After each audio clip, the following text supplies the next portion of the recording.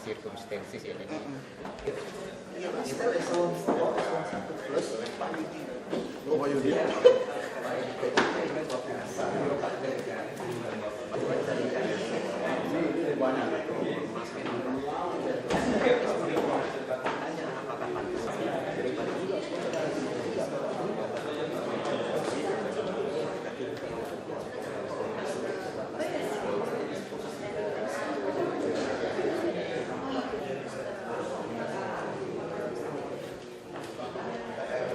Beberapa tawaran yang bisa ditawarkan, tapi maksud saya kalau misalnya di KS Nakok kan, sekarang udah punya sister-sister.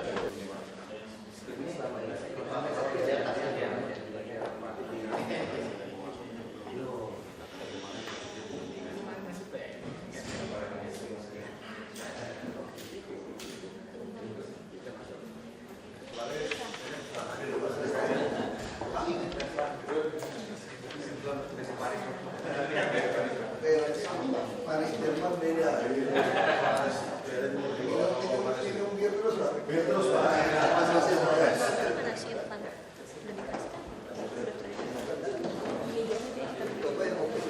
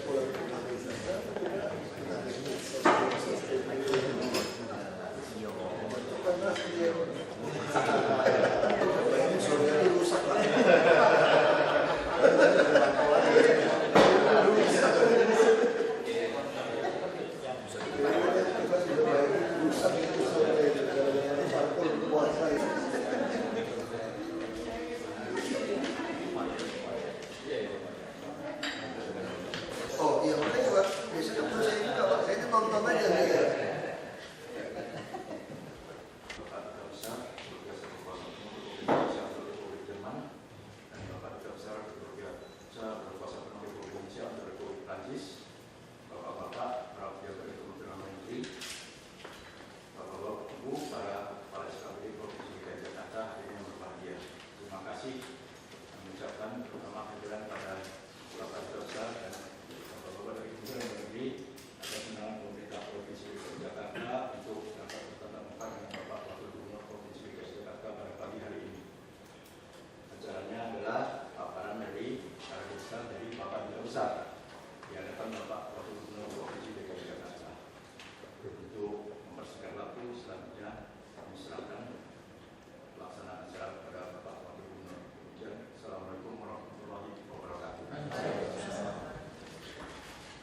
Terima kasih yang saya hormati Bapak Dr. Edi Pratomo, juga bisa kuasa penuh ya. Luar biasa dan kuasa penuh, karena duta besarnya ada beda-beda Pak, ada yang kurang luar biasa dan kuasanya tidak penuh Pak. Itu ada nih, iya ada itu. Biasa-biasa aja. Iya, berarti Pak Estan Ider Denny juga duta besar luar biasa dan kuasa penuh. Nah, selamat pagi, salam sejahtera untuk semua dan seluruh yang hadir juga. Ya, saya persiapkan waktunya Pak, kami sangat berterima kasih. Ada dua duta besar mau datang untuk memberikan paparan. Karena ini menghemat waktu kami untuk studi banding Pak. Jadi Pak Dubes lebih tahu banyak daripada kami ke sana hanya 2 hari 3 hari. Nah, pengalaman saya di DPR itu hampir tidak ada faedahnya banyak. Ada sih ada, tapi sebetulnya bisa dilakukan dengan Pak Dubes pulang.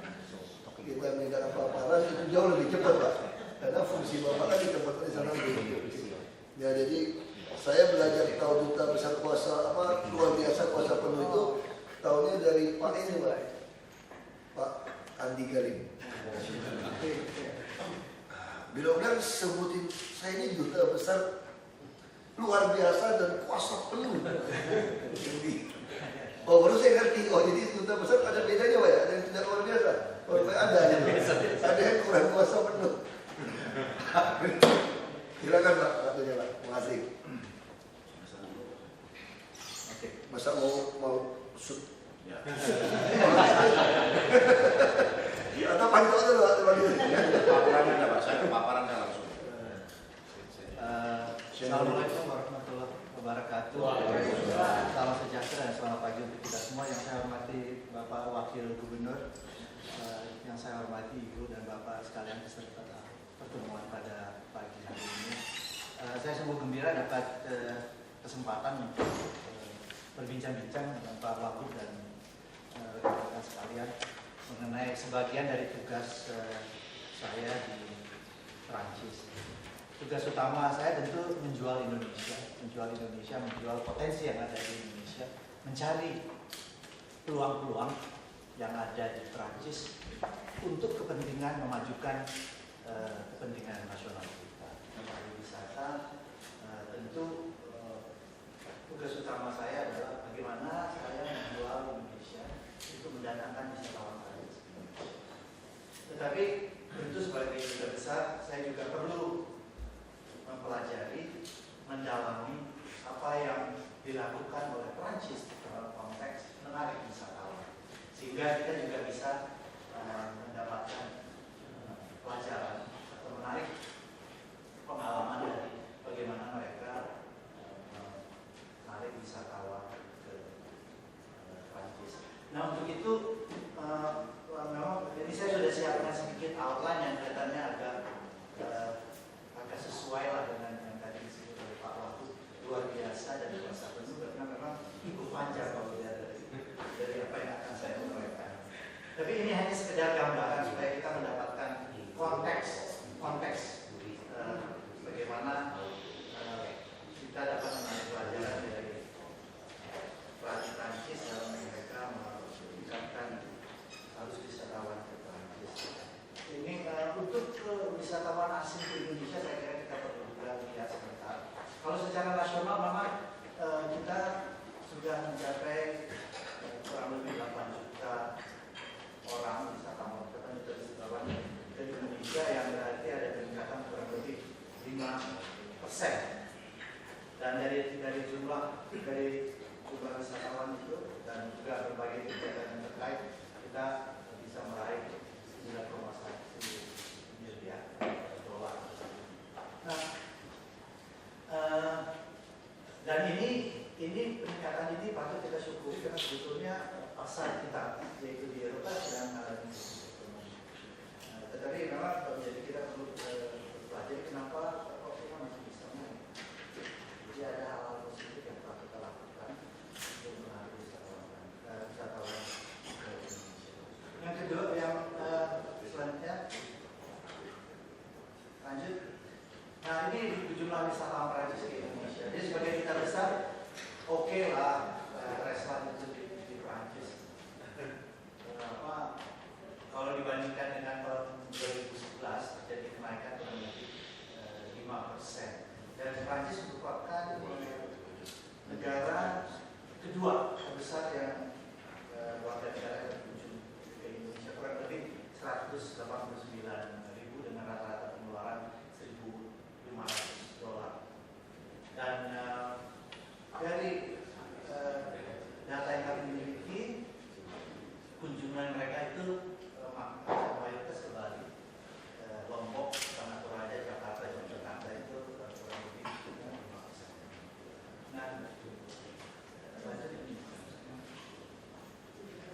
kalau kita sekarang kita perhatikan wisatawan asing ke Prancis itu, kalau kita lihat tadi kita kurang lebih 8 juta. Nah, kalau ke Prancis itu wisatawan asing itu kurang lebih 80 juta wisatawan. Nah, termasuk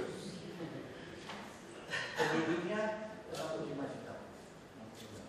Dan ini pemasukan dari sektor pariwisata yang menyumbang pada PDB-nya 7 miliar. Namun kalau kita lihat komposisi dari wisatawan asing Prancis, kita perhatikan itu dari negara-negara Eropa kurang lebih 68 juta. Kemudian disusul oleh Amerika dan yang lain-lainnya, Brasil, China, Rusia. Jumlah turisme semakin hari memang semakin meningkat seiring dengan peningkatan kemampuan mereka, ya, kurang lebih 1,1 juta.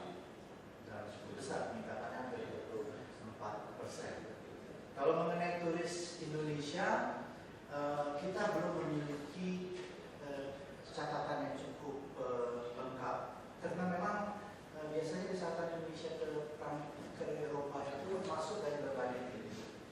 Tetapi saya kira hampir 90% itu kalau sudah masuk ke Eropa pasti ke Paris supaya bisa mengambil foto seperti itu. Loncat di belakangnya dengan paket, sudah paket. Lanjut. Dan memang Prancis merupakan urutan negara penerima wisatawan terbesar di dunia. Ini perbandingannya saja. Kalau Prancis itu nomor 1, Jerman, Portugal kan nomor 8.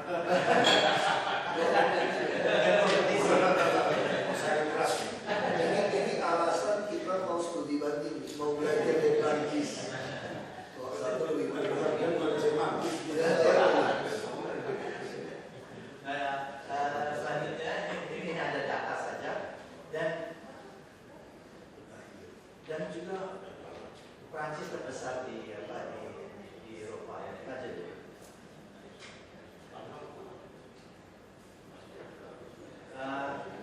Besar. Ini, mungkin kita perlu juga mengerti kenapa kok Prancis itu memiliki daya tarik, ya, sehingga menjadi negara tujuan wisata yang besar di dunia. Ada beberapa keuntungan yang memang dimiliki oleh Prancis karena letaknya sangat strategis, yaitu berada di jantung Eropa dan dapat diakses dari berbagai negara secara mudah. Dan kalau kita lihat tadi data wisatawan yang berkunjung ke Prancis, memang kurang lebih 83% itu datang dari Eropa, karena memang letak Prancis yang strategis. Nah, di samping itu, di samping letak strategis tentu ada daya tarik lainnya yang ini letak strategis yang menguntungkan, faktor yang menguntungkan. Tapi daya tarik Prancis itu dapat dilihat dari berbagai objek yang memang menjadi ikon Prancis yang dicari oleh wisatawan. Terus ke satu lagi. Dan kalau kita perhatikan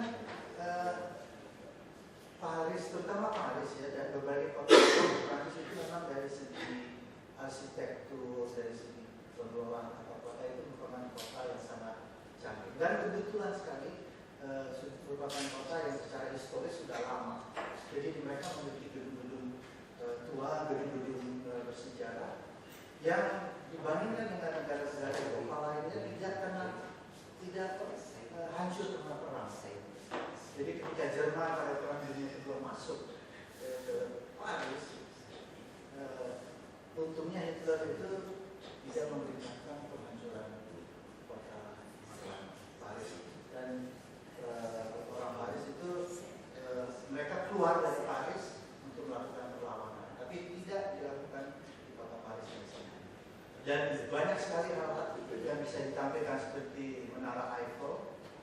museum itu menjadi salah satu daya tarik besar di Paris.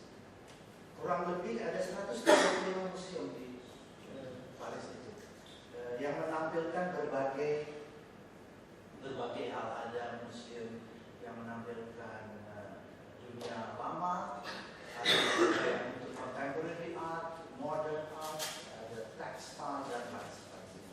Di samping itu teater itu terkenal dengan baik teater modern maupun teater yang sifatnya klasik. Dan seperti tadi saya katakan, bangunan-bangunan kunonya itu sangat terpelihara dan istana-istananya itu sangat terpelihara dan memang merupakan objek yang dikunjungi oleh banyak turis.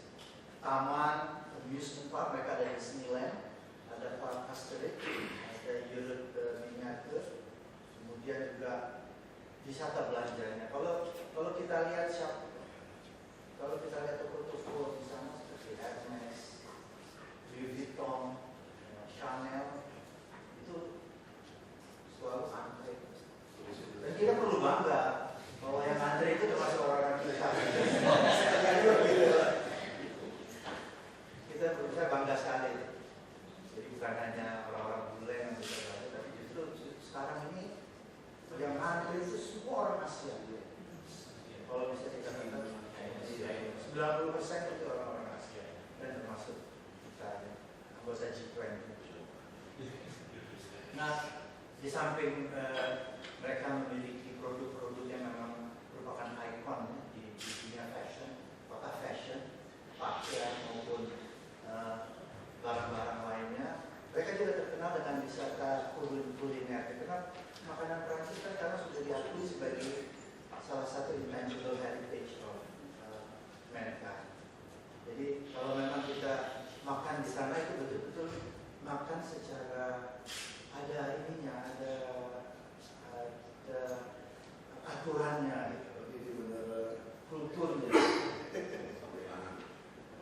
Dan mereka di sana bukan saja bisa menampilkan bangunan-bangunan di atas tanah, tapi juga di bawah tanah. Seperti bagaimana mereka mengelola air limbah dari rumah-rumah. Termasuk juga ya, taman gantung vertikal itu. Iya. Itu dipakai, dibersihkan dan dipakai untuk menyiram kebun yang mereka Tidak pakai tanah, Pak. Itu sedikit ya. Ini gedung digantung, tanamannya tidak pakai tanah, nyiramnya semua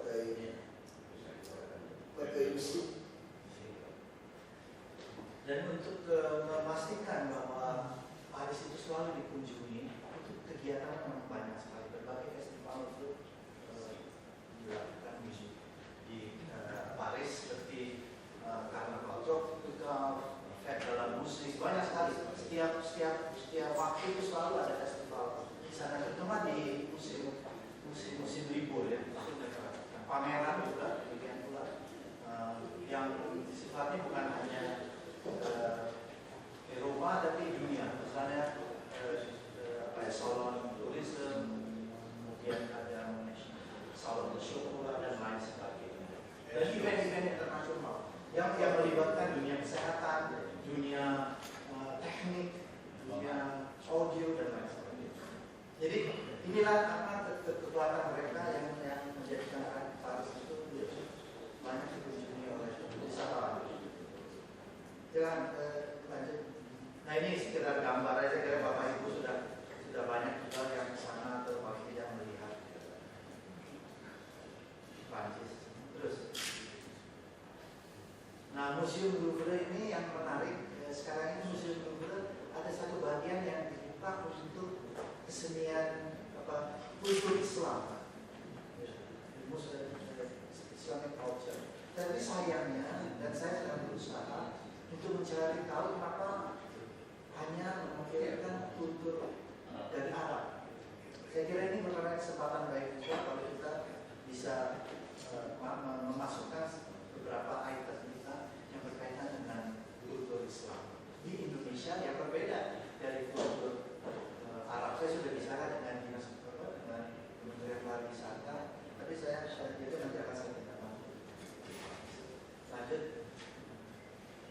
ini yang saya kira juga sangat penting ya, yang memajukan dunia usaha pariwisata di Prancis, itu aksesibilitas yang transportasi itu sangat mudah dan bermacam-macam yang memungkinkan seorang turis itu bisa menjangkau objek-objek yang dia inginkan dengan mudah. Dan yang sangat baik adalah mereka punya one stop. Jadi begitu orang datang dengan kereta dari misalnya dari Belgia, itu dia sampai di stasiun, dia bisa langsung tersambung dengan bus, bisa langsung tersambung dengan metro. Jadi sangat mudah. Di samping itu juga tentu sarana informasi penunjang lainnya yang berkaitan dengan internet, peta, mengenai peta objek-objek wisata itu sangat banyak. Nah, terus ini sekitar tambahan gitu, apa yang mereka miliki. Lanjut. Dan dari segi akomodasi inilah mereka kurang lebih ada hotel itu sampai 1.500 hotel, dan hotel-hotel lainnya juga banyak, vacation juga apartemen. Terus, nah ini lanjut. Tapi yang sama dengan kita, yang mereka ingin tamani adalah ketimpangan dalam jumlah distribusi wisatawan asing di Prancis, karena yang banyak itu hanya di Paris dan di Lille dan di Côte d'Azur. Sama seperti kita yang sangat dikenal adalah Bali. Bahkan banyak dari orang asing seperti kita tahunya Bali, Indonesia itu di dalam Bali. Jadi saya ini cerita pernah ketemu dengan orang yang dia cerita dia mau akan ke Bali. Saya bilang jangan ke Bali aja, tapi juga ke tempat lain di Indonesia itu banyak tempat-tempat wisata. Jawabannya, oh ya, saya akan datang, saya ke Bali dulu, kemudian baru ke Indonesia. Itu saking terkenalnya ya Bali. Dan tantangan kita bagaimana tantangan saya di Prancis bagaimana tidak hanya mengenalkan Bali, tapi juga bagian-bagian lain di Indonesia termasuk Jakarta. Ya, lanjut. Nah, yang peluang yang kita miliki adalah kita memiliki dengan Prancis apa yang dinamakan kemitraan strategis yang diluncurkan oleh Bapak Presiden dengan Perdana Menteri Prancis pada bulan Juli tahun 2011. Ada beberapa fokus yang ingin kerjasama yang ingin dilakukan oleh kedua negara. Yang salah satunya yang mungkin baik untuk DKI Jaya mungkin adalah yang berkaitan dengan itu tadi, ada kerjasama kebudayaan dan pariwisata. Dan mungkin juga adalah pendidikan tinggi. Selain dalam konteks pendidikan strategis itu juga telah ditandatangani di Jakarta waktu itu oleh Pak Jero Wajib dan Menteri Prancis, yang adalah mengenai kerjasama di bidang permusiman. Saya kira bidang permusiman merupakan salah satu juga kekuatan Jakarta yang bisa dikerjasamakan dengan Paris misalnya. Lanjut. Nah, ini mungkin saya akan akhiri di sini dengan menyampaikan mungkin kesimpulan saya itu adalah Prancis memiliki kekuatan dalam konteks pariwisata. Mereka mengetahui betul di mana kekuatan mereka dan bagaimana mereka menampilkan kekuatan mereka melalui aksesibilitas yang baik dan juga melalui bagaimana memelihara kekuatan mereka. Dan tentu yang seperti yang saya sampaikan, Jakarta dan Kota Paris dapat menjajaki berbagai kerjasama, salah satunya pariwisata, tetapi di samping pariwisata juga ada bidang permusiman dan juga ada bidang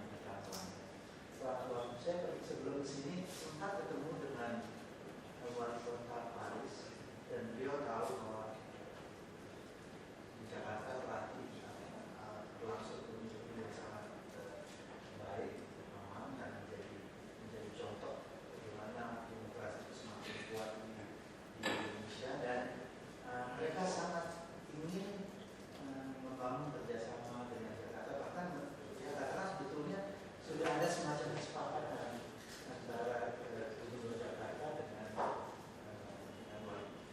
ya di sana ya wali kota Paris dan ketika terjadi banjir di Jakarta kemarin ini dia juga mengikuti dan mengatakan mungkin kalau ada keinginan untuk mempelajari bagaimana Paris menangani sungai Seine ya, dan menangani atau mencegah banjir, mereka bersedia untuk membagi pengalamannya dan juga bekerjasama. Saya kira saya akhiri di sini, mungkin dalam nanti bincang-bincang kita bisa dapatkan hal yang lebih dalam. Terima kasih Pak. Provinsi DKI, Bapak Ibu Ibu hadirin yang saya hormati.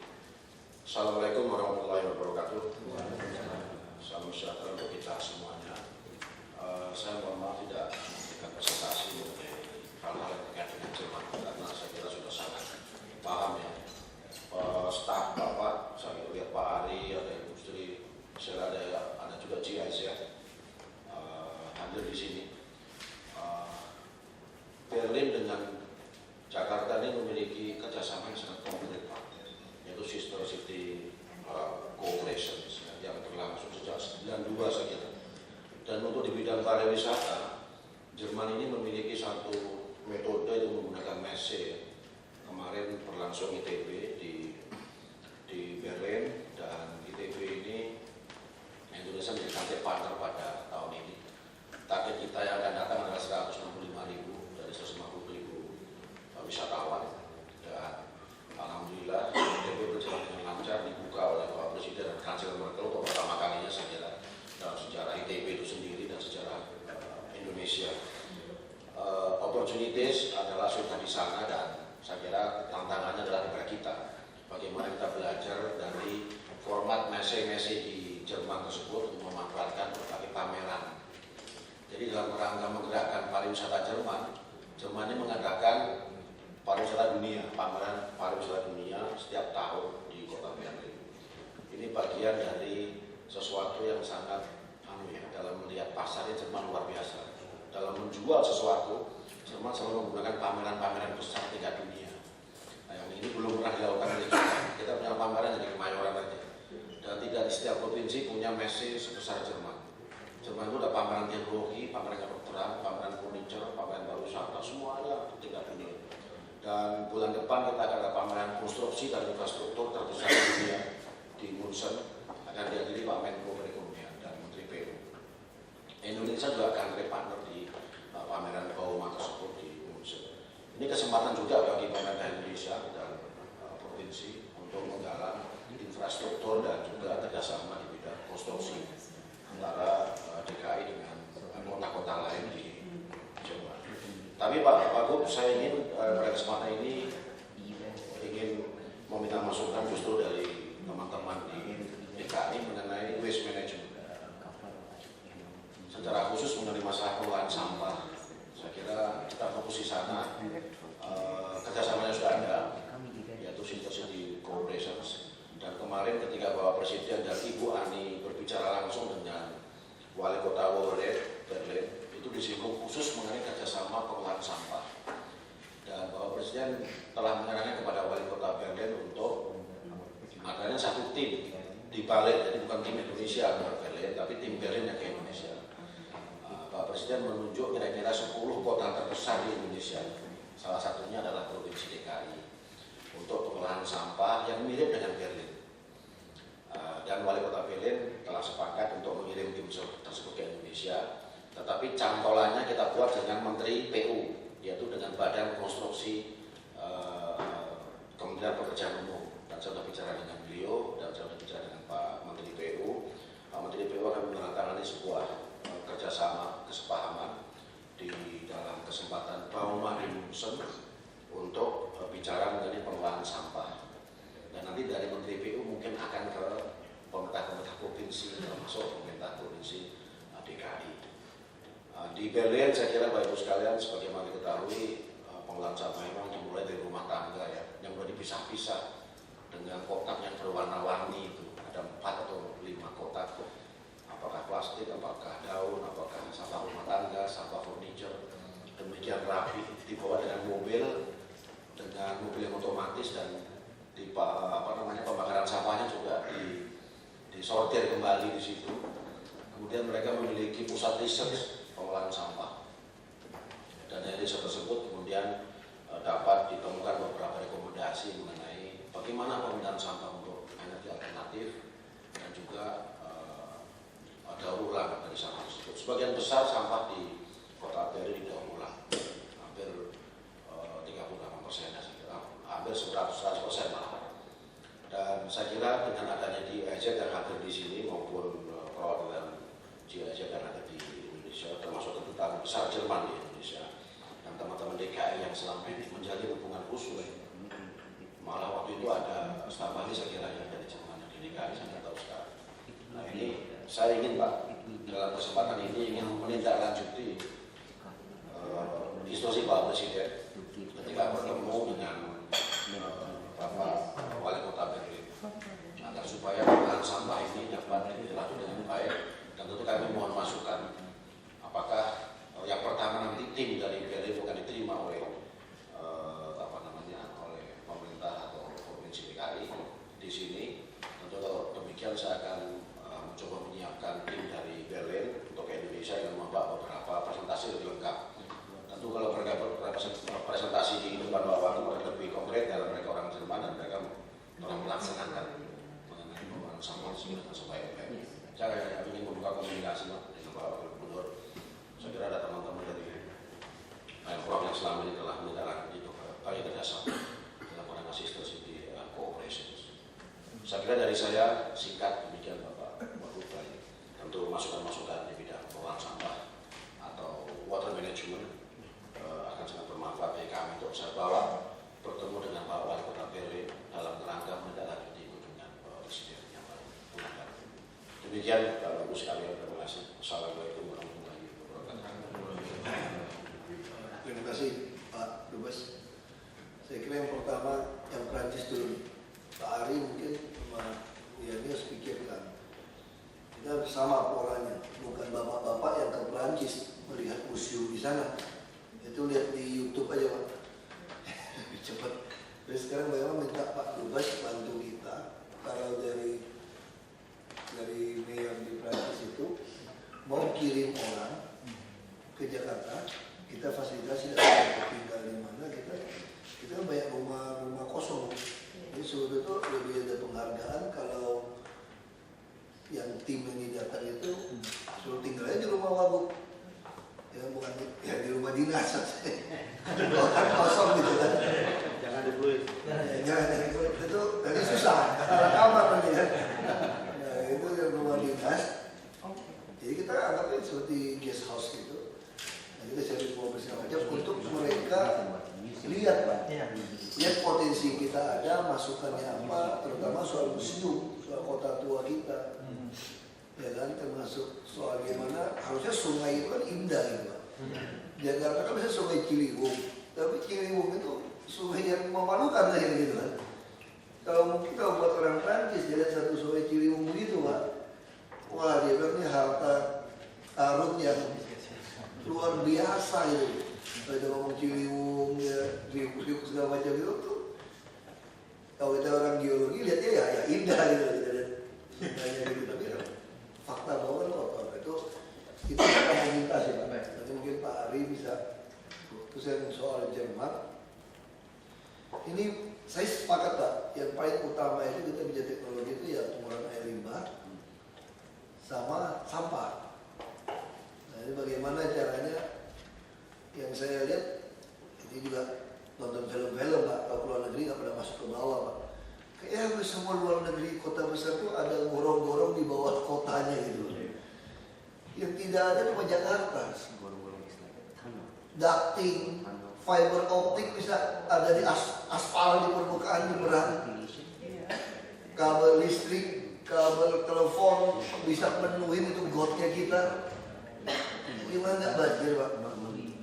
Nah itu juga mungkin kita perlu untuk ada yang bantuan itu datang, Pak, untuk bicarakan soal membuat bukan hanya bicara pengolahan air limbah dan sampah, tapi juga deep tunnel untuk ducting dan pengolahan air limbah ini.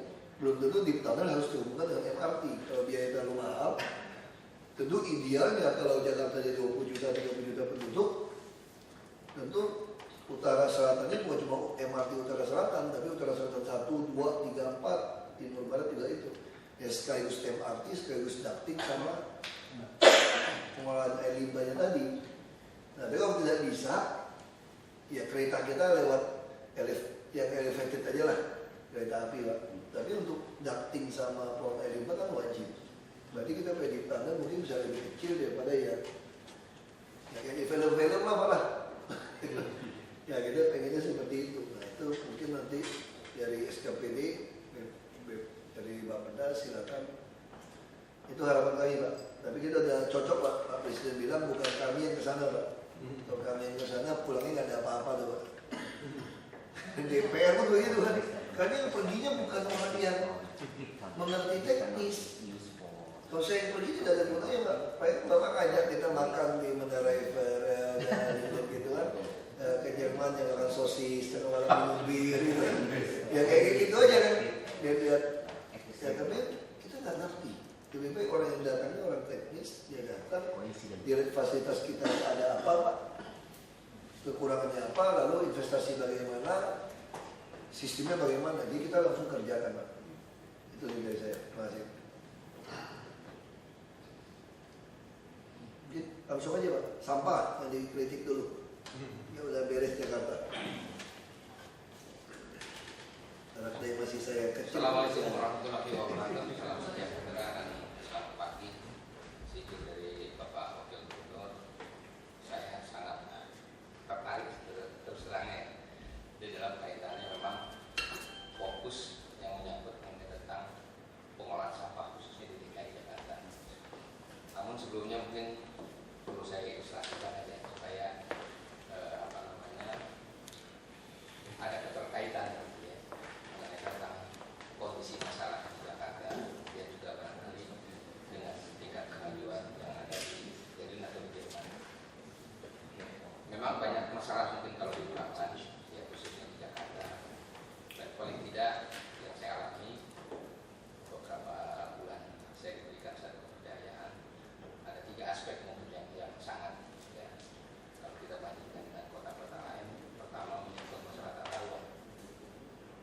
Di Jakarta aja, idealnya itu lokasi pembuangan sampah per RW itu 1 karena dari hasil evaluasi saat sekarang ini per kecamatan bisa mencapai 100 ton per hari.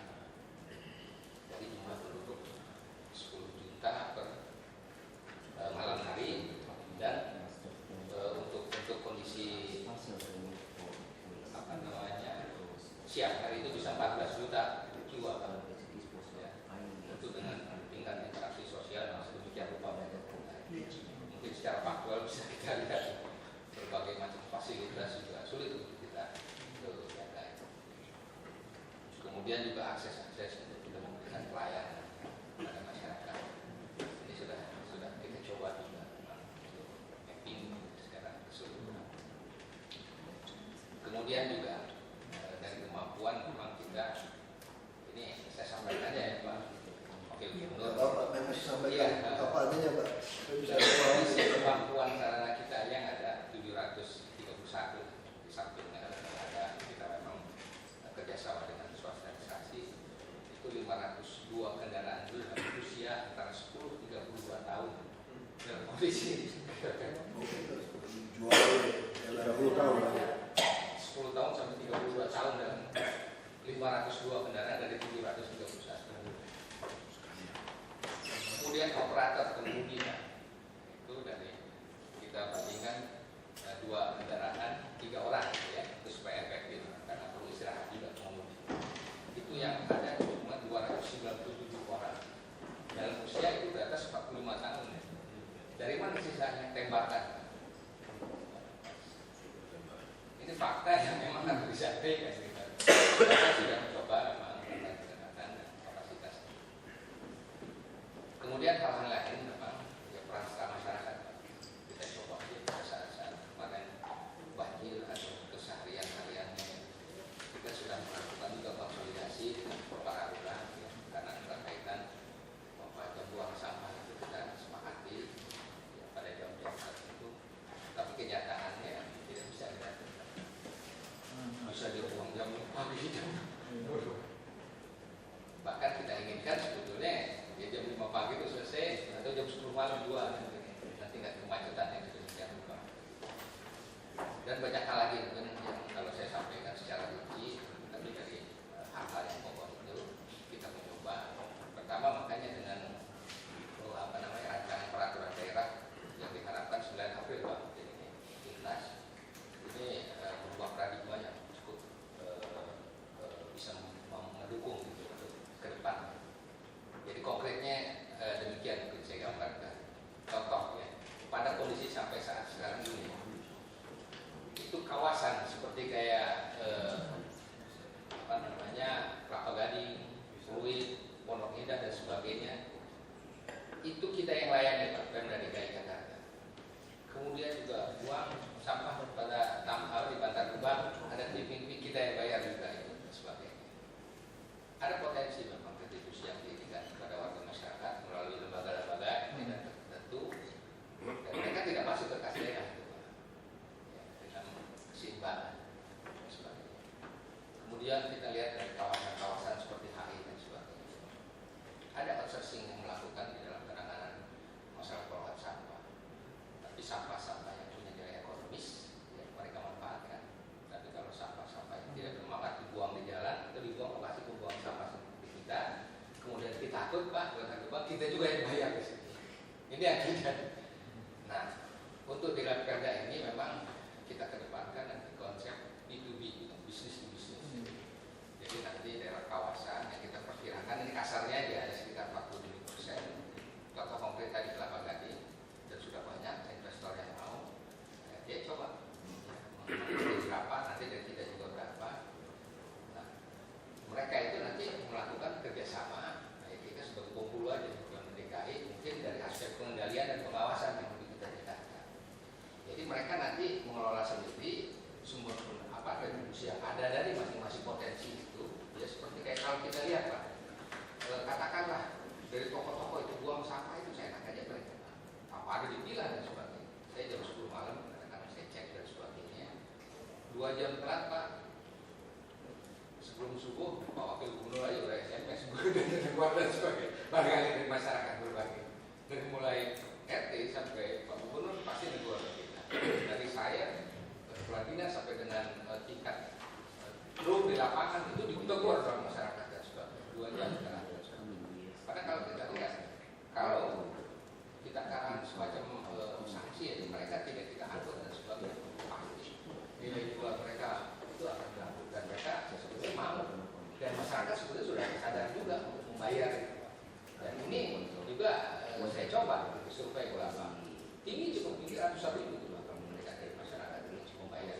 Nah, cuma kita memanage ini tidak terjadi. Nah, kalau dengan konsep bisnis kita lakukan bisa mengelola sendiri kemudian dia buang bisa ke lokasi ke Bantar Gebang ya istilahnya ini kita kasih juga ada retribusi yang sifatnya online tidak selalu dinas kebersihan gitu, jadi ada kemungkinan kita malah mendapatkan sumber pendapatan dari daerah ini yang kita harapkan.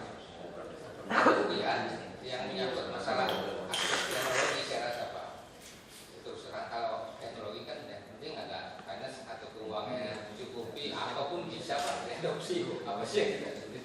Tapi yang mesti ini adalah ruang dengan pemberdayaan masyarakat. Pemberdayaan masyarakat juga kalau fasilitas daripada tadi TPS dengan sarana dan semua kemungkinan kita kumpul-kumpulkan dan sebagainya juga terus terus terang aja. Tapi kalau memang paling tidak dari TPS memadai, kemudian juga kita bisa aja dengan teknologi, kan berbagai teknologi lah, anti bau dan sebagainya. Sekarang sudah tidak. Apalagi nanti kerjasama dengan pihak Jerman dan sebagainya dengan penggunaan sampah daripada sumbernya dan sebagainya. Ini saya rasa ya dalam rangka relatif 2 tahun itu bisa tuntas Pak kalau menurut saya. Asal ada konsisten kemauan.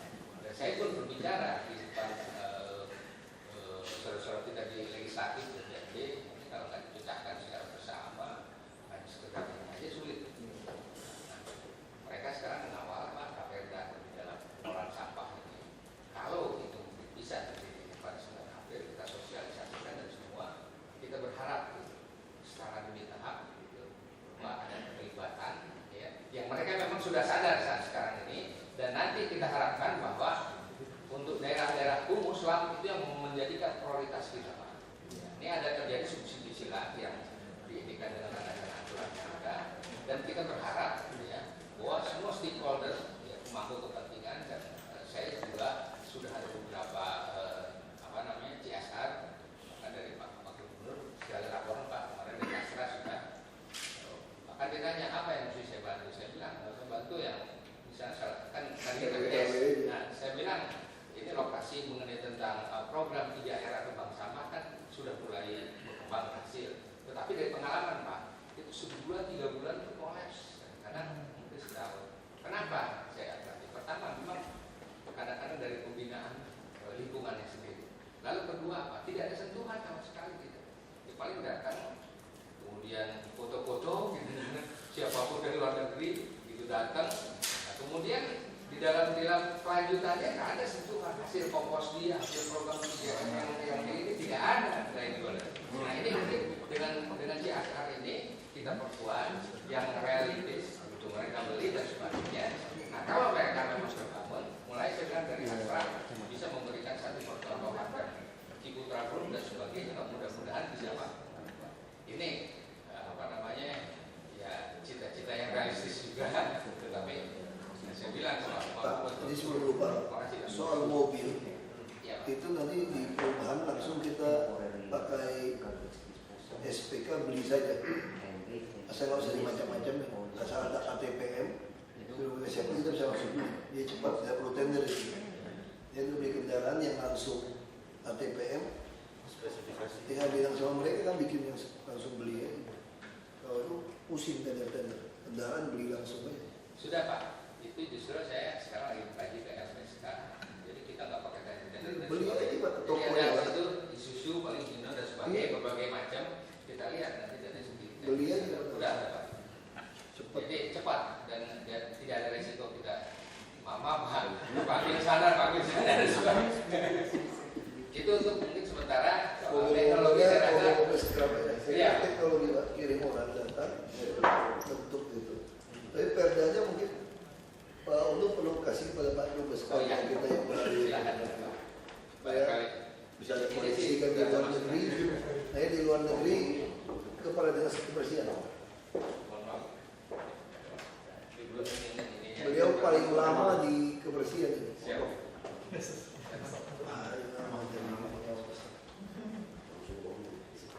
Kita harus pensiun, kita tambah setahun. Ilmunya diperas dulu pensiun.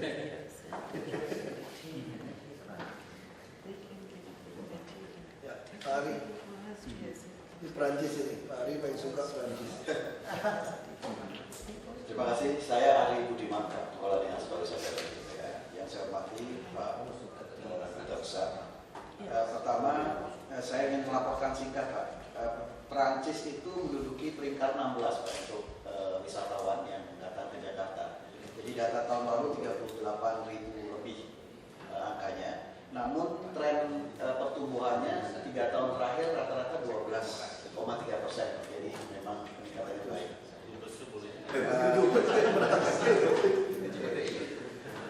Untuk Jerman lebih tinggi Pak angkanya. Jerman itu 41.735 dan juga Jerman itu terlalu banyak ini. Itu ada orang Jerman satu itu soalnya. trennya 6,9% dalam 3 tahun terakhir ini. Nah, negara-negara Eropa yang lebih tinggi datang ke Jakarta itu Inggris dan Belanda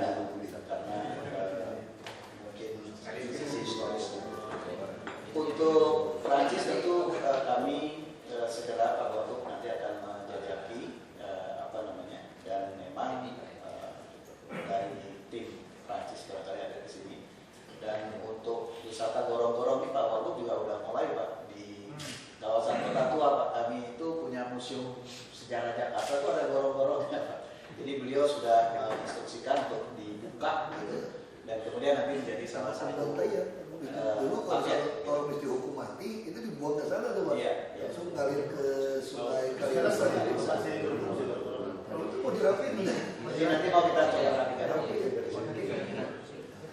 Wisata yang menakut-nakuti Pak.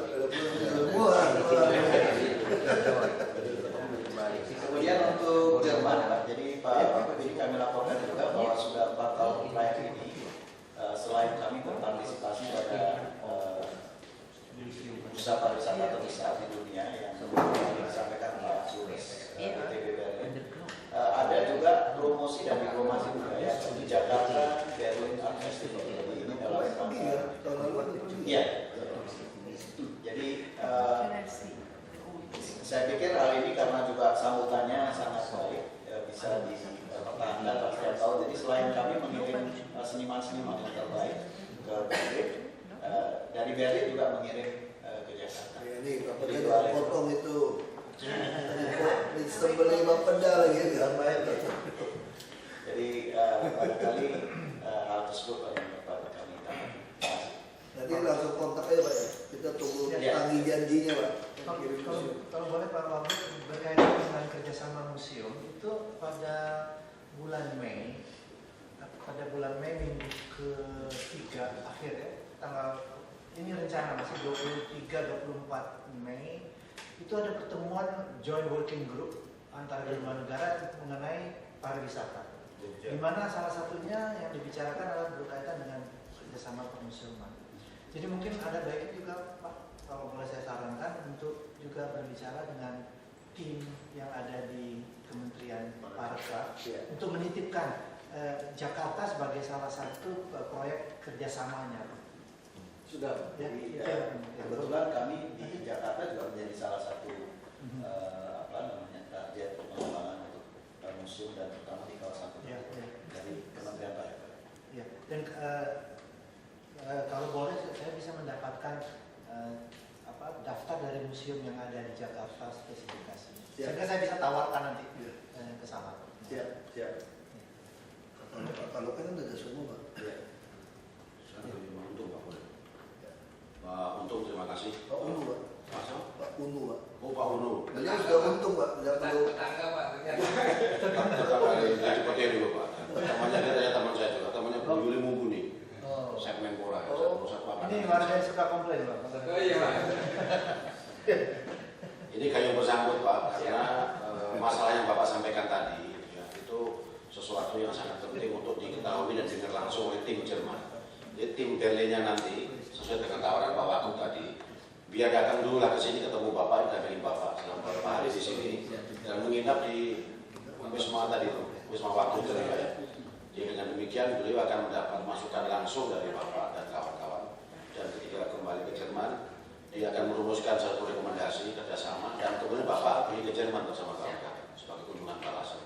Dan di situ baru ada satu kesepahaman bersama dalam sebuah kesepakatan. Jadi mereka datang dulu menjadi tamunya Pak Wagub dan Dinas Kebersihan menginap di tadi. Termasuk IPAL sekalian yang saya kira Pak. Salah dengan IPAL sekalian. Kita bikin Pak gorong-gorong semua Pak. Sekalian semuanya dibuat. Iya, sekalian dafting juga kan dapat uang gitu kita. Paksa orang lewat bayar sewa. Silakan Pak Tauhid mungkin sampaikan. Air tanah kita juga masalah Pak, belum belajar di Jerman tuh Pak. Di Prancis. Di sana nggak ada pompa sanyo Pak soalnya. Nggak ada pompa kan, di sana bukan pompa dalam-dalaman. Baik, terima kasih Pak. Jadi saya Tauhid dari Badan Pengelola Lingkungan Hidup Daerah DKI Jakarta. Barangkali memang persoalan ini kita sudah kebetulan juga kalau tadi disebutkan Kementerian PU ya Pak dari Jerman. Kebetulan kita ini baru saja dibantu juga oleh PU untuk menyelesaikan master plan mengenai pengelolaan air limbah dari JICA sih sebetulnya. Tapi implementasinya kan itu besar sekali Pak, karena ini menyangkut 15 zona dan kalaupun mau diimplementasikan semuanya secara sekaligus memang kita perlu beberapa resources gitu, sumber dan sebagainya. Tapi mungkin saya agak sedikit hal Pak kaitannya ini dengan kerjasama dengan luar negeri, Pak. Jadi yang pertama, Pak, secara formalnya pada akhirnya itu selalu kita terikat pada aturan main gitu, Pak. Mau G2G atau G2B ya ada payungnya gitu, ininya seperti apa gitu ya. Dan itu biasanya kalau hal-hal yang berkaitan dengan loan maupun dan sebagainya selalu lewat pemerintah pusat. Dan barangkali yang lebih penting dalam konteks ini adalah informasinya sehingga pihak-pihak luar bisa juga ikut untuk terlibat di dalam kompetisi dan sebagainya, dalam penawaran dan sebagainya, sehingga bisa kita memperoleh barang yang terbaik dengan harga yang paling menguntungkan tentunya kan gitu. Seperti contohnya sampah ini kan juga kita sedang lelang. Jadi mungkin informasinya pada waktu yang lalu belum ikut semuanya gitu, sehingga hanya beberapa negara saja yang ikutkan seperti itu. Tapi yang justru menarik, Pak, itu sharing knowledge, Pak. Saya kira kalau sharing knowledge ini kita sangat perlu gitu istilahnya gitu. Jadi kalau memang benar ada ekspor yang bisa katakanlah membantu kita gitu ya. Yang beberapa waktu yang lalu sempat juga dari IBM, Pak. Ada timnya, Pak, dikirim. Timnya ini dia mendengar semua ini mengenai transportasi sebagainya, kemudian dia memberikan suatu saran gitu kepada kita gitu. Jadi itu bisa memang secara katakanlah membuka sudut pandang kita yang lain yang mungkin tidak pernah terpikirkan oleh kita selama ini. Apalagi tadi Bapak dari Prancis kan sangat ahli di dalam membuat event kemudian dan sebagainya, Pak. Saya kira barangkali kalau kita ajak keliling aja yang ekspor itu, Pak, di Jakarta, apakah dari Jerman dengan Messe-nya misalnya, Pak, ya, bisa mungkin keluar dari ide-ide yang mungkin tidak harus langsung tahun depan dikerjakan, tapi 2-3 tahun ke depan kita bisa set kemudian kita selenggarakan apa pameran di tepi pantai atau yang sebagainya gitu ya. Saya kira itu menarik. Tapi memang sekaligus ya tadi misalnya dari timnya tadi ini juga bisa menggali informasi ya, sehingga pada waktu kita melaksanakan sesuatu ataupun mau membangun apa ya, mereka datang dengan suatu offer yang tepat. Saya kira itu, Pak, mungkin saya melihat ini kalau memang dulu kan ada tenaga ahli ya, tapi di tata kota. Mungkin kalau ada tenaga ahli taruh di kebersihan misalnya begitu, dia justru langsung bisa menganalisis semuanya pada memberikan saran lebih nyata. Terima kasih.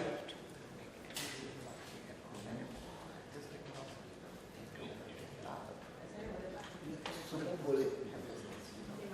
Coba Ibu mulai. Saya kira ini. Jadi terima kasih Pak untuk ide.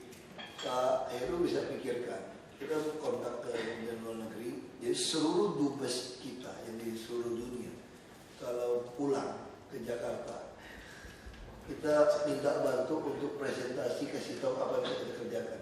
Karena negara kecil besar semua pasti ada sesuatu yang unik. Dia banyak keliling seluruh dunia, mendingan tiap minggu digilir, Pak. Kita dapat yang lebih cepat, Pak. Terima kasih, Pak. Bilnya gampang, Pak.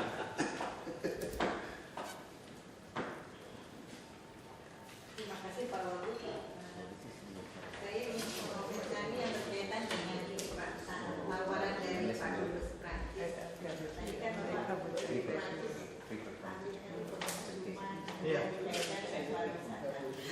jadi Pak, beberapa kali kami mendapat bantuan dari pemerintah Belanda. Jadi tidak dalam paling seperti itu.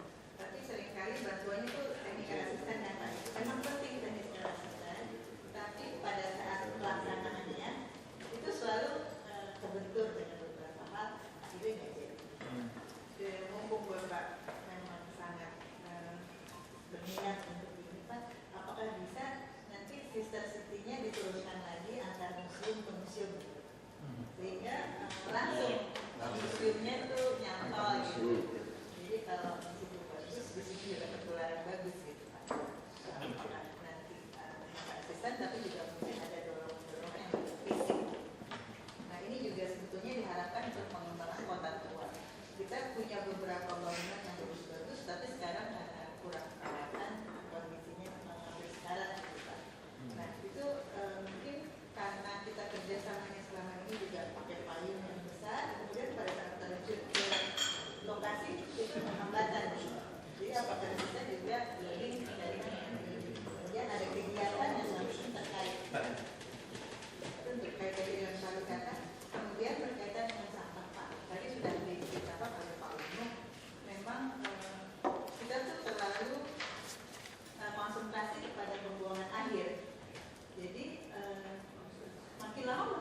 merubah volume sampahnya karena masyarakat kurang dididik.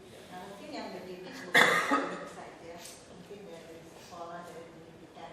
Nah mungkin ada contoh-contoh di Jerman supaya langsung bisa terikat dengan pendidikan dan juga merubah perilaku masyarakat. Nah kemudian berkaitan dengan bank sampah. Sekarang itu Pak, bank sampah bisa berkelanjutan kalau dia punya nilai ekonomi. Jadi misalnya pembantu yang mengupayakan pemisahan, kemudian membawanya ke bank, itu ada gantinya kan plastik yang bisa jadi plastik, kemudian punya nilai uang. Nah harapannya semuanya itu bisa Pak, apa kaleng, apa botol dan sebagainya. Mungkin teknologi itu juga diperlukan. Sebetulnya dari kita sendiri yang mestinya memberikan penalti buat para produsen yang memproduksi sampahnya gitu Pak. Tapi belum sampai ke situ. Nah, mungkin ada dua hal, yang satu berkaitan dengan manusianya, perilaku dari rumah tangga, ibu dan keluarga. Yang kedua adalah produksi yang berkaitan dengan hasil pemilahan. Terima kasih Pak. Saya boleh menanggapi Pak, Bu. Terima kasih Bu. Mengenai manusia tadi, pendidikan dan sebagainya. Sebenarnya kalau tim Berlin tadi, bukan tim Jerman, tim Berlin dulu Bu ya, supaya kecil. Itu berkunjung ke Bapak dulu, Kepala Dinas Kebersihan, dan masalah yang itu disampaikan tadi juga kita tampung gitu. Memang kalau kerangka kerjasama terlalu besar, Bu, susah. Musuh-musuh tadi yang lebih bagus langsung daripada melalui sistem di kongres. Kita lihat aja Pak Ari, udah 20 tahun lebih kan, sistem kongres, tapi kan kongresnya susah. Memang langsung aja, kalau dengan Jerman misalnya Pak, dengan Berlin ya, langsung bikin pilot project aja Pak. Apa kelurahan A atau kecamatan B gitu ya, kita dengan Jerman. Contohnya di situ ada 5 tong sampah yang setiap Kamis dicocol, kalau Selasa itu adalah sampah daun, kalau yang Rabunya sampah apa gitu ya. Nah ini proyeknya Jerman di situ. Nanti ada proyek di negara lain lagi. Bapak kan akan minta banyak bungkus nanti Pak.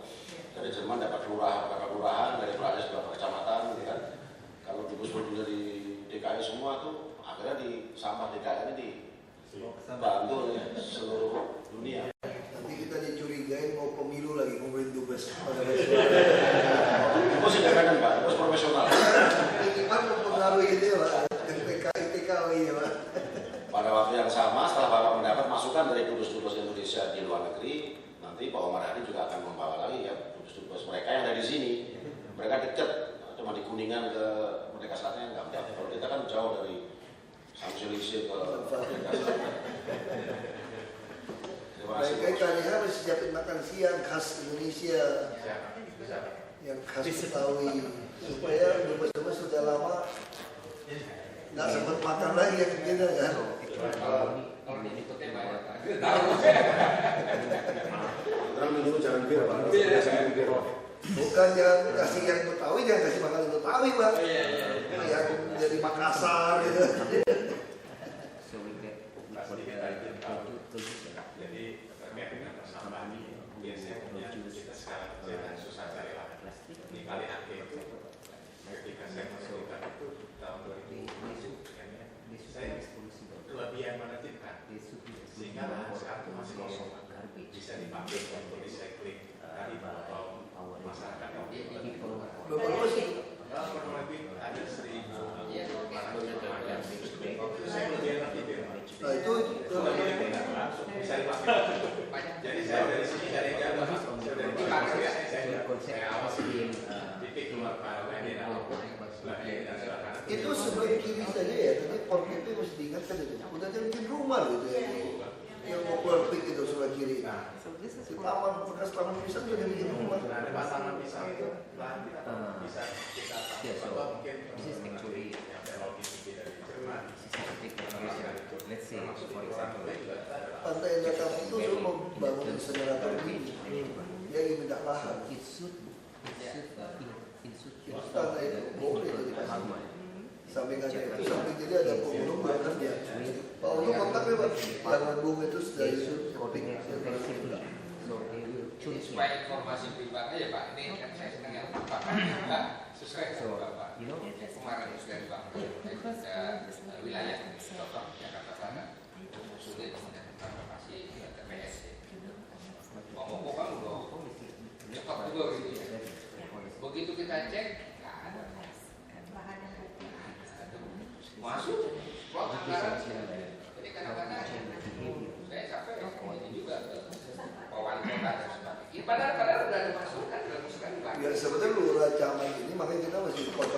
semua nih. Harusnya lurah camat itu seperti Pak Heru bilang, dia tahu informasi apa. Seperti kemarin tanda tangan itu kan. Jadi kita jangan bergerak SKPD sendiri-sendiri. Pol PP melihat lalu lintas macet, emang gue pikirin. Dishub melihat ada sampah, emang gue pikirin. Jadi itu yang bikin kita. Dia tidak mau tahu Pak, bukan tupoksi saya ya. Nah itu yang kita lagi coba saya. Baru tanda tangan Pak, tapi saya tanda tangan juga. Saya kira itu bisa. Sama lagi beli aja Pak. Jadi caranya cara kedua Pak. Bapak butuh tempat itu, cari rumah yang sana atau tanah orang yang kosong, beli. Pakai private beli aja Pak.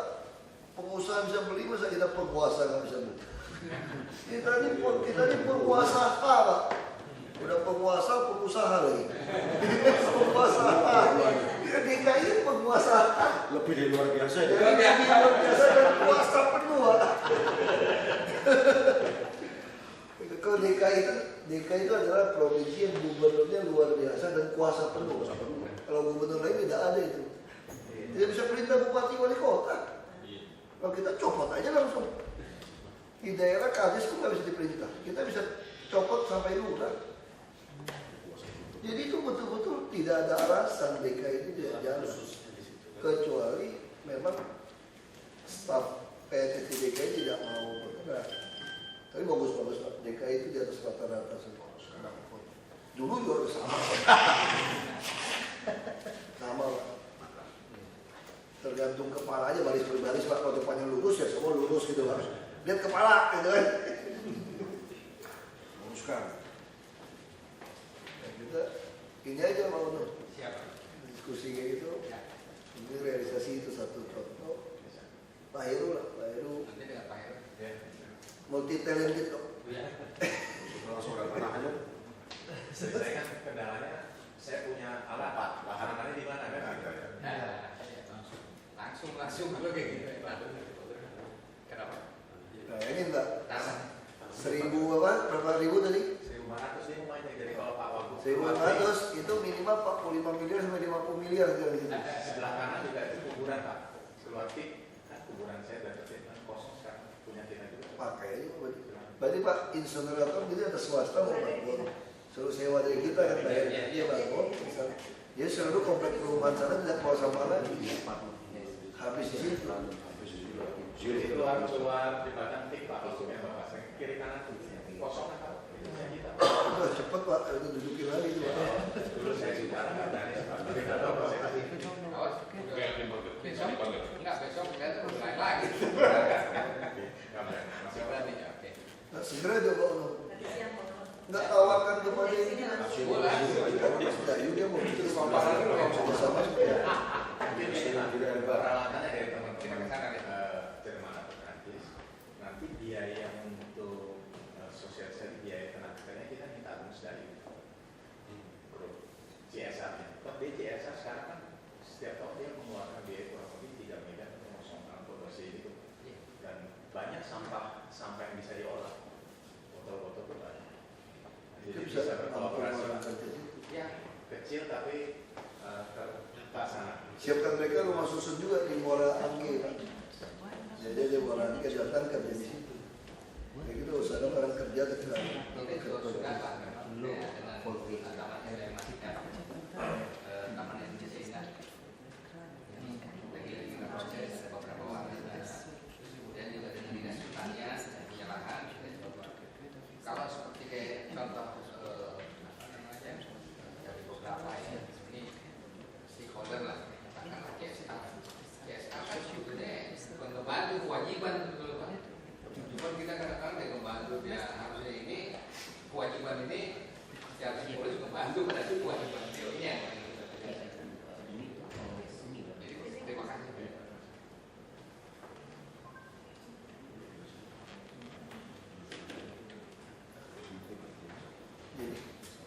Jadi memang itu tanah itu jauh hijau bukan PHU itu. Enggak sih Pak. Jadi komoditi Pak itu terus terang saya komoditi kan kelebihan. Jadi lebih tadi kan 40 sampai 60 meter kalian ya. Kalau saya terbitkan tidak habisi rumah itu kan akan dijarah tadi. Sehingga saya kosongkan termasuk di sebelah itu kuburan itu kita bisa pakai. tidak full PH. Biasanya ada kali inspeksi. Ada jalan inspeksi, terus habis jalan inspeksi sebelah. Udah lah, mau PHU juga kalau buat pakai sampah nggak dipakai orang juga rusak ya nggak? Iya kan? Tapi paling nggak di filter tuh dong kan? Boleh kita lakukan itu sudah. PU ada komentar nggak? Ya mungkin sedikit aja Pak. Memang kelihatannya kalau kadang-kadang kalau kerjasama itu Pak, apalagi bantuan seperti uang Pak, ini agak susah Pak, karena kita punya ketergantungan juga dengan birokrasi, harus ada power attorney dari Kemenlu dan lain sebagainya gitu, karena daerah ini kan untuk kerjasama dengan luar negeri agak sulit gitu. Mungkin solusinya kalau bisa bantuannya bantuan program Pak. Bantuan program itu mungkin yang tadi Ibu yang sampaikan untuk technical assistant atau apapun juga. Nah, mungkin kalau bisa mungkin ada juga untuk upgrading dari pintu-pintu air gitu. Tugas-tugas pompa air ini kan ada sekitar 627 pompa air di Jakarta untuk mengendalikan banjir di Jakarta. Syukur-syukur kalau misalnya ada bantuan seperti itu Pak. Itu dengan Belanda. Sudah dibahas kan udah terus promosikan. Ya, mungkin ada hal lain. Kita bisa masukin program ke IBN ini. Yang kita terlalu banyak. Saya di samping sampah prihatin juga mengatakan perlu ada tindakan yang agak repot. Satu barang yang tertinggal Pak, yang tadi Bapak sampaikan, ducting itu. Bayangin saya Jakarta itu nggak punya. Iya, ada dating kan. Tidak ada. Katanya ada di Jakarta Selatan itu. Ada, artinya Tapi kecil Pak. Tapi kecil Pak, itu kayak saluran. Itu kayak orang lebih bagus yang perumahan kali. Iya. Nah, saran saya Pak, kalau memang diptaner lakukan ini, itu bagian dari sistem ducting Jakarta. Dan jangan lagi memanfaatkan ruang yang hanya 1-2 meter di bawah. Tapi sudah tidak ada lagi tempat. Harus sudah jauh di bawah muka tanah ini, 5-10 meter. Sehingga kita agak bebas memanfaatkan ruang itu nanti. Dan itu kemarin ketemu Pak Gubernur dengan PNGas. Mereka sangat mengharapkan itu karena infrastruktur yang mereka nanti ingin ini tidak terlalu mahal. Dinas siapa yang ngurusin dating? PU. Sementara di PU. Harusnya Bapak itu. Dulu di saya Pak, ketika masih PJ dan SDU, tapi setelah sekarang, tapi nggak apa-apa Pak, kalau memang harus di saya. Kalau saya desain dating lebih Bapak mungkin minta bantuan dari Jerman untuk kalau bisa ngatur. Kalau memang nanti bisa Pak Dubes, kami dibantu gitu. Gimana sih menyiapkan ducting yang tidak hanya di layer 1-2 meter lagi. Sekarang sudah jauh di bawah, karena hanya ruang itu. Terus juga bisa teknologi itu. Iya, bisa sih teknologi ya Pak. Cuma kita belum punya sistem yang bagus karena kan jangan terjadi antisipasi 2030 Jakarta mau kemana nih ke depan. Biasanya Pak, perlu agak dipaksakan Pak, kalau enggak nggak jadi. Tahu-tahu saya sejak di Bogor itu meminta SKPD yang katanya tidak mau mereka, karena hanya dibayar di 1-2 meter gitu. Ini aja Pak. Kita seriuskan, kita bikin lah. Nanti ada terowongan di bawah tanah kan semua orang bisa jalan. Seperti film-film lah Pak. Iya. Kalau tur kan tidak pernah tahu ada cerita itu film saya yang tahu ya. Memang banyak challenge-nya Pak, air tanah segala macam, orang tanah tapi harus punya waktu. Kalau enggak kita terlambat.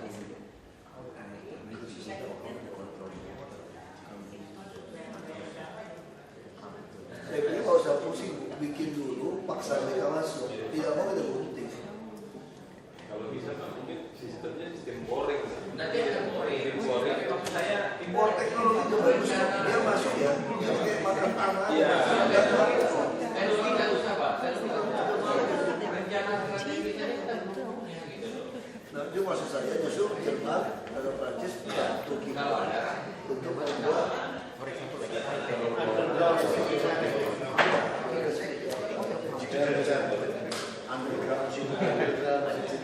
namanya ya underground city. Kita belum pernah bikin itu. Underground city planning itu sudah bikin. Harus bikin. agar university planning minimal studi dulu bikin kerjasama. Ini Swedia tuh yang ngajak itu Symbiosity. Ya, Swedia. Dubes kita di Swedia minggu depan ada di sini kamu presentasi.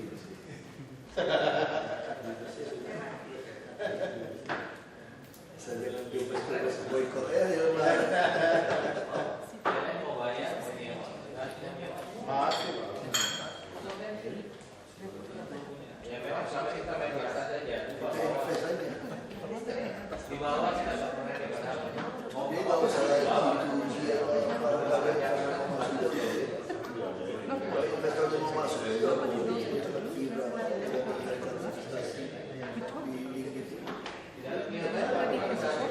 Sekarang udah masuk. Sekarang sudah sampai di bawah Pak. Di atas tidak ada lagi sudah. Dan itu kita tampung di atas sudah ada. Ini ya kita perlu kita antisipasi karena kan kita di yang potensi yang besar Di Swedia itu ada jalannya sampah itu pada sampah di tempat publik itu. Itu di satu sampai ke bawah itu udah jalan langsung di bisa di sana. Balik lagi jadi. ini jaringan di bawah Pak. Mau main bawah gitu. supaya cepet ya, nggak ada yang terkena sampah. Tidak ada tidak ada hambatan. Ya kayak apartemen buang sampah ya. Tarik gitu, kita tiba-tiba di nomor bakar. Api kan di atas tidak ada. Ya cuma mungkin masih mimpi, cuma ya pun. Nggak itu apa? Kita reklamasi pulau, kita jualan dapat duit itu kita bangun. Kita ke bawah Pak, karena utara kita banyak gangguan ke bawah. Itu mesti cepat hitung Pak. Pak Heru, yang soal sistem ducting bawah terus cepat dihitung sama IPA. Panjangnya 17 pulau reklamasi kita mesti deal ini. Kita kewajibannya ini bisa atau tidak. Kalau tidak bisa kita kerjakan sendiri. 17 jadi satu. Mana mungkin sih kita kalah sama konglomerat, nggak masuk akal itu Pemprov DKI kalah sama konglomerat. Dari mana gitu? Kami nyaman ya terus merubah ini. Saya tinggal tahu. Penjualan konglomerat paling hebat saja kalau perumahan 10 triliun. Kita punya PPT yang 50 triliun. Punya tanah itu banyak, mana mungkin kita kalah? Izin dari kita. Selama ini konglomerat jual izin, dapat izin kita jual gambar. Masa kita punya izin punya tanah? Nah, makanya Pak kalau boleh kaitan sama manusia, ini luar ini Pak. Nanti sebelum Bapak tinggalkan kami 5 tahun segala macam. Siapa tahu misalnya kan. 2 tahun. Asap. Ya. As soon as possible. Iya. Asap. Orang utama kan ada sama kami. Ya, nah, itu settingannya harus dirubah dari sekarang. Bapak bina yang muda-muda ini 5 tahun dengan arahan yang clear. Yang tua-tua ngapain? Dibina Ya, setan. yang tua-tua biarkan saja secara gradual. Tapi enggak kok, yang tua-tua juga mana Ya, yang nanti tua? kami bimbing Pak, kami ikutkan. Generasi baru harus di Sekarang katanya 86 baru tua Pak. Kalau masih 50-an itu lagi pas pemuda itu. kalau boleh jujur Pak, 70% dari kami 60 itu bermasalah. Jangan kehilangan waktu lagi gitu. Tapi kita udah ketemu banyak Pak. Kita udah ketemu banyak Pak Usman. Ini beliau paling berani Pak. Kalau di DKI mati lampu, begitu dilaporkan, tidak sampai 24 jam nyala. Ini dilakukan program listrik. Jadi sebenarnya kalau masyarakat cepat melapor, penerangan lampu jalan itu sampai 24 jam. Cuman kosnya capek hati, capek fisik. Itu risiko. Supaya kita tidak begitu lagi Pak. Kita bikin suatu track yang baru gitu. Supaya tidak capek fisik, tidak capek ini. Fisik saja orang. Kita masih supaya nggak capek mental Pak, ada caranya Pak. Nama rumus itu PPG Pak. Pura-pura gila. Jadi kita tidak kena sarafnya Pak, karena pura-pura gila. Dia jangan terlalu diseriusin lah. Saran aja Pak ke depan. Supaya Saya bersyukur mau masuk 6 bulan masih oke-oke, tapi pura-pura gila tadi Pak. ya itu aja Pak.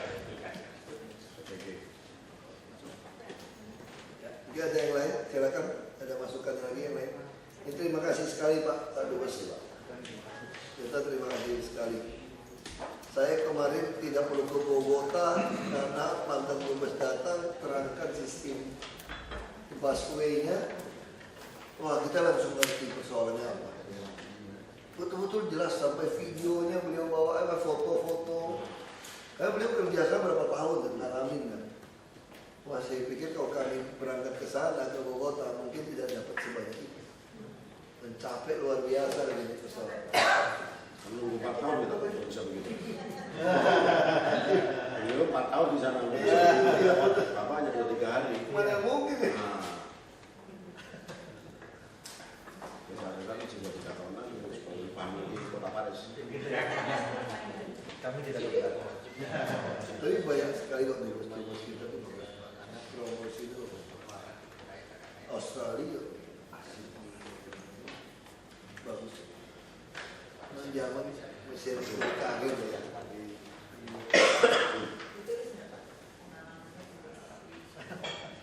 Belum. 4 tahun atau 4 tahun di Paris. Di Paris.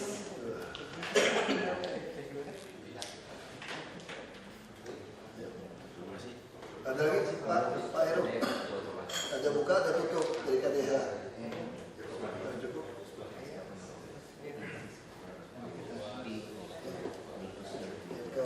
Terima kasih Bapak, Ibu-Ibu, terutama Pak Dubes luar biasa dan kuasa penuh. Ini betul Pak, kami juga gubernur luar biasa dan kuasa penuh. Bapak bisa ngeluarin izin, kita nggak bisa.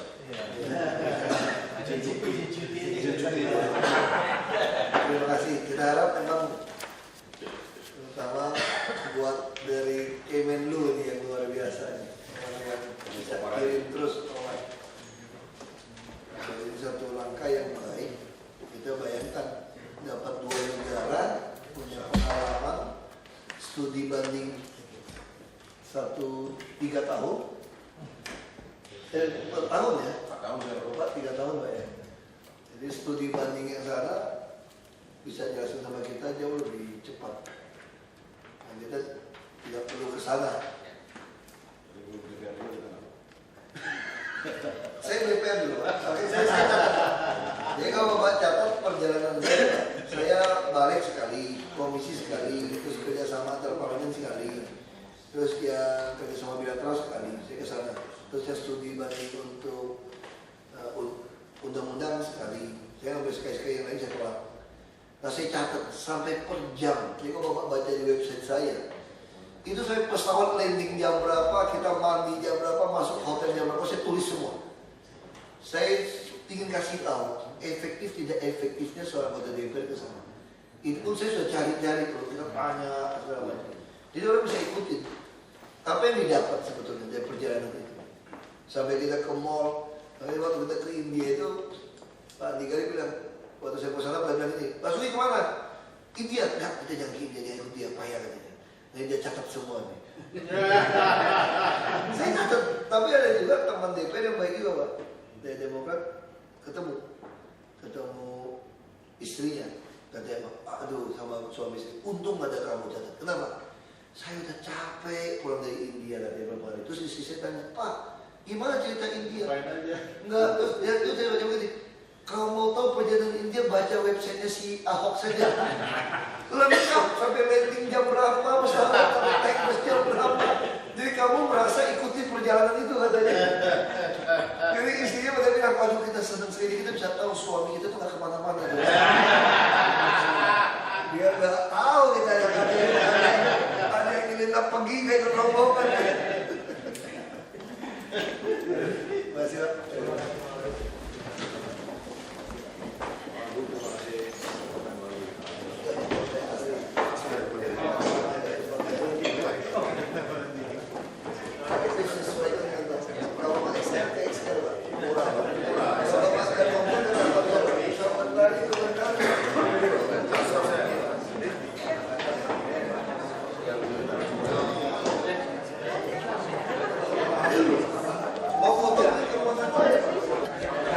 Berlin yang di DKI.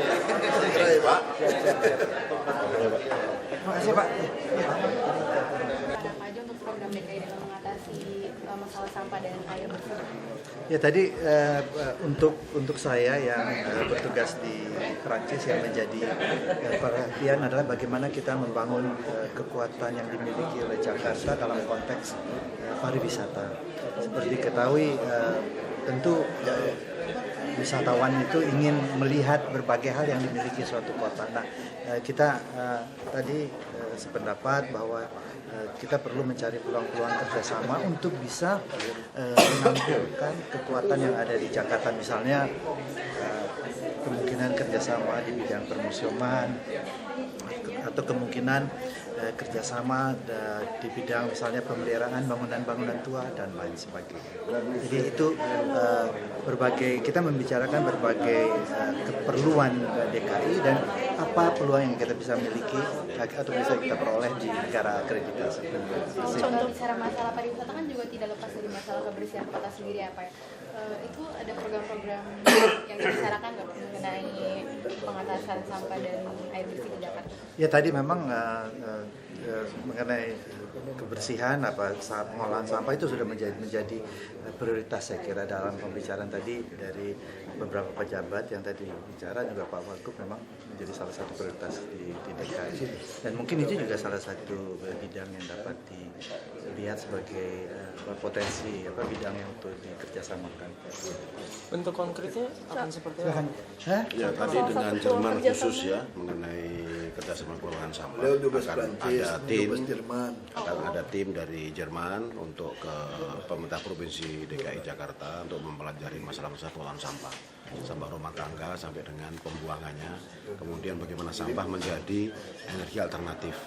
Tentu dengan teknologi Jerman yang sudah maju, kita ingin mencoba share Jerman dengan pemerintah provinsi DKI dan juga provinsi-provinsi lain yang penduduknya cukup padat. Kalau perbandingannya seperti apa Pak mengenai pengatasan sampah di Jerman dan di Jakarta? Di Jerman ini kan manusia sudah sadar semuanya kan, dan mereka ini memang sudah rapi. Boleh aja kalau untuk rumah sakit, untuk pendidikan, untuk urus tsunami, rusunawa kita kasih. Udah disetujui. Tapi kita setuju dengan syarat, ya. Terus siapkan PP mengatur orang nggak bisa sembarangan jual. Itu kita lagi formal. Oh gitu. Tapi udah disetujui Pak KLB 6. Boleh, KLB itu oke. Boleh. Kan itu bonusnya sama pengembang juga. Tapi nggak boleh parkir mobil. Oh gitu. Boleh karena seperti itu. Kita lagi mau perketat, kita mau perketat peraturan. Kalau belum ada peraturan kita nggak mau kasih. Gitu. Berarti untuk mendukung itu dengan. Jadi hanya untuk itu kita pengen desainnya bawahnya pasar. Parkir hanya untuk pasar. Hitung per jam. Jadi kalau kamu punya mobil tinggal situ nggak bisa. Terus kamu nggak bisa jual. Kalau kamu jual kita ketangkap kamu overjual atau sewakan, kita akan ambil kembalikan uang kamu. Oh gitu. Jadi jual beli harus lewat kita. Nah kita lagi minta Menpres siapkan peraturan itu, baru kita mau kasih. Tapi bentuknya rusunawa. Rusunami boleh. Rusunami boleh. Tapi itu ada peraturan rusunami tadi. Kalau kamu beli, kamu jual ke orang lain, kita tangkap, kita ambil sita. Uangnya kamu dibalikin tanpa bunga. Nah itu yang mesti buat perjanjian Pak Gubernur, pesannya seperti itu. Kalau dia jual beli, orang kaya aja dapat. Makanya. Orang yang betul-betul nggak punya rumah nggak dapat. Yang beli itu yang punya ratusan rumah. Nah itu mesti bikin. Pokoknya kalau dia tidak tinggal, yang nama itu dia tinggal di situ, dia mesti ikat. Dia nggak bisa jual ke orang lain tanpa izin kita. Kalau sampai tinggal di sebuah orang itu kita akan usir. Jadi yang si nama kita balikin duit aja kalau tsunami. Nah kita lebih cenderung rusunawa. Tapi kalau pengen mereka punya rusunami, ya oke, tapi harus buat peraturan itu. Gitu. Kalau harga tanahnya seringkali jadi kendala itu. Kan harga tanah itu yang masalah kita yang kasih misalnya. Justru tanah itu kita subsidi, nah kamu jual-jualin. Ya. Saya mau ini semua aja. Ya, kita terima kasih lah ya kepada Pak Umar yang dari Kemenlu bagian itu, Pak Dubes. Ini menghemat waktu kami tentang belajar satu negara kan. Bayangkan beliau pengalaman 4 tahun di Jerman. Kalau saya cuma studi banding 2 hari seminggu ke Jerman bisa dapat apa? Tapi kalau beliau yang datang jelaskan kerjasama lebih nyata. Beliau kan kembali lagi ke Jerman kan, langsung bicara sama wali kota di sana soal sampah langsung. Ada investor juga langsung. Apa yang kita kerjakan jadi cepat. Kalau kita hanya pergi pulang, kontaknya di mana? Hilang lagi. Capek-capek Pak Dubes saya mesti terima tamu dari Indonesia terus, padahal beliau tiap hari. Nah itu yang kita tadi minta sama KDH sama Pak Umar juga, kalau bisa kalau seluruh Dubes di seluruh dunia dari kita yang kembali ke Jakarta, kita minta bantuan, tolong mampir jelaskan kepada kami. Ya, kami bisa dapat belajar langsung mengelola kota Jakarta dengan pengalaman seluruh dunia nanti. Itu kita harapkan seperti itu. Kalau yang dari bisa diaplikasikan di Jakarta? Bisa, soal sampah, soal pengolahan air limbah bisa. Jerman teknologi bagus. Nah, nanti kita bentuk dong tabiat. Emang orang Jerman makan apa? Sama kok. Ini kan global. Jadi ya namanya manusiawi ya sama kok. tadi kan Bapak Dubes Jerman juga sempat bilang cara pengatasannya kan di sana ada yang dibagi tiap hari sampah, ada yang plastik gitu. Kita mau coba, kita masih coba. Nah kita udah siapin perda tentang sampah kan. Nah kita bisa coba bertahap. Kira-kira wilayahnya mana Pak? Nanti Pak Uno yang tentuin. Untuk masalah air bersih Pak? Air bersih juga kita belum bicara, kita bicara soal pengolahan air limbah jadi air bersih. Kita mau jajak ruangan sebentar. Nah, tadi udah ada belum apa udah mulai matang, nanti Pak Gub lihat evaluasi. Ada yang berbeda apa Pak? Yang berbeda adalah khas Pak Gub. Khas Pak Gub. Makanya belusukan Pak. Untuk rakyat. Tadi stafnya mana? Stafnya. Makasih Pak. Sukses Pak. Masa sama Pak Umar juga. Kalau sampai orang saya nggak gerak lagi, nanti ingetin Pak. Langsung ke beliau. Ya Pak Bayu. Enggak Pak. Ntar deh Pak. Tanda tangan. Tapi belum muncul kan? Udah tanda tangan pun mau 5 tahun baru selesai kerjain. Itu kerjanya seperti apa? Bisa saya udah mulai ngendap lumpur lagi. Bisa saja kita habisin 5 tahun punya uang 1,2 T, tidak ada manfaat yang banyak karena tidak sekaligus kan. Nah kita pengen maksimal 2 tahun. Sudah mengirimkan. Kalau tidak kita udah bilang sama PU tadi, kita udah akan anggarkan di ABT sama di tahun depan punya anggaran. Sudah mengirimkan. Jadi semua program itu kita akan kerjakan dengan APBN, APBN. Pak itu kan lewat Kementerian Keuangan itu Pak, kalau misalnya mau dibatalkan atau tidak, apakah sudah mengirim surat? Lagi disiapin kali. Disiapin, berarti lewat Kementerian Keuangan. Iya. Pak, kalau yang mau dibatalkan Kementerian Keuangan itu yang obligasi. Oh, yang obligasi. Obligasi bukan yang soal JD. Oh gitu. Beda. Obligasi. Kalau ini langsung ke Bank Dunia. Kalau langsung kan. Evaluasinya 2 minggu kan Pak ya, sejak minggu lalu. Iya. Berarti tinggal seminggu lagi. Ya nggak tahu lah pokoknya. Pak klausul yang mancing-mancing aja. Oh bukan mancing-mancing Pak, saya nanya beneran. Seminggu lagi. Pokoknya mirip loh. Mirip loh bener loh. Ini belum punya pacar nih. Yang mirip loh. Pak klausul yang memberatkan apa sih? Pak klausul yang memberatkan dari JD 5 tahun. 5 tahun kan mereka juga mendikte kalau misalnya harus warga yang pindah harus punya hak dan lain sebagainya. Iya makanya kita juga tidak suka kan kalau ngajarin orang yang dudukin di bantaran itu mesti diganti rugi dengan uang itu. Yang kita punya konsep adalah menyediakan rumah susun, mereka harus pindah. Sehingga orang yang menduduki sampai luasnya sampai 100-200 meter udah jadi pengusaha nyewa-nyewain tempat tinggal, pasti dia hanya dapat satu. Nah, tidak ada istilah kita mau ganti, kamu punya 15 rumah yang kamu sewakan sama orang. Kamu udah nyewa tambah bayar pajak, masa saya mesti ganti kamu 15 rumah, dihitung per meter persegi. Tugas kami adalah menyediakan rumah kepada warga yang belum beruntung punya rumah. Ya tidak mau ganti uang. Bang dunia mendikte kita mesti ganti uang. Kamu ngajarin kita jadi komunis namanya. Bukan tanah kamu dudukin. Ya nggak betul gitu. Kita tidak mau, itu peraturan dari mana? Ganti rugi uang betul. Tidak betul saya bilang. Yang betul apa? Menyediakan rumah yang layak kepada orang-orang tinggal di bantaran sungai. Itu baru Pancasilais. Kalau kita usir bangun yang untuk orang kaya saja namanya kapitalis kan. Jadi ketemunya kapan dengan Bank Dunia Pak? Nggak tahu lah dia mau ketemu nggak mau ketemu aku nggak mau tahu lah. Sama Kemenpu juga apa gimana? Nggak tahu lah pokoknya terserah dia lah, dia nggak mau juga kita kerjain sendiri pusing amat. Ulang tahun Jakarta Pak. Iya Pak. Konsepnya gimana Pak? Udah jelasin konsepnya. Pokoknya kerakyatan konsepnya. Terus ada yang berbeda yang buat rakyat Pak? Misalnya tadi yang Pak Gubernur tolak, misalnya itu mau membuat semacam jamuan makan malam dengan para misalnya dubes dengan apa segala macam. Pak Gubernur tidak mau. Pak Gubernur maunya kalau jamuan makan malam sama rakyat rame-rame gitu kan. Misalnya seperti itu. Jadi intinya Pak Gubernur Tadi kan belum diputuskan semua, tadi sudah dipaparkan. Ini Pak Gubernur, beliau ingin HUT Jakarta ini dinikmati oleh seluruh warga DKI. Nah itu harus diterjemahkan. Sebulan penuh ya Pak?